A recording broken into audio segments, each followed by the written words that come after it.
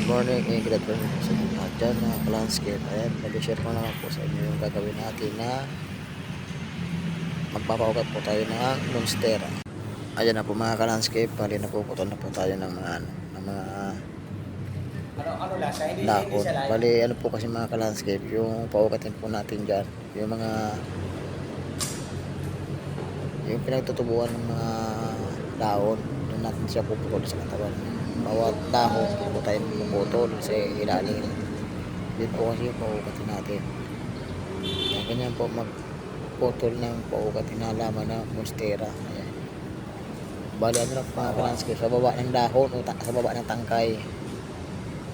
Ayan, ganyan lang po ang kukunin natin. Yan po kasi yung paugatin natin. Ayan na po mga ka-landscape. Bali binabad muna natin ng mga ilang araw yan sa tubig na malinis. Ayan.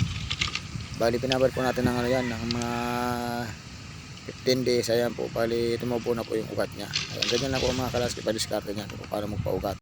Ayan na po mga ka-landscape, yung pinugat po natin na monstera. Ngayon po ilalagay na po natin sa seedling bags para stable na po sila dyan, para lalo dumami yung ugat niya.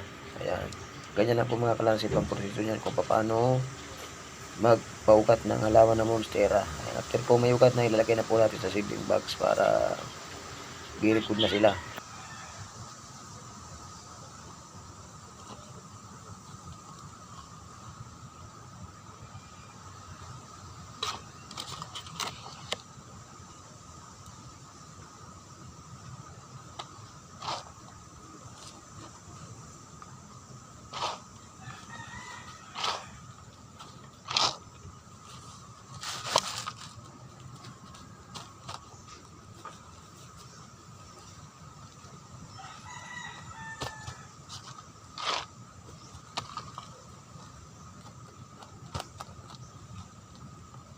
Ayan na po mga ka-landscape, nailagay na po natin sa seedling bags. Ayan, thank you sa lahat ng subscriber ko, sa mga viewers ko.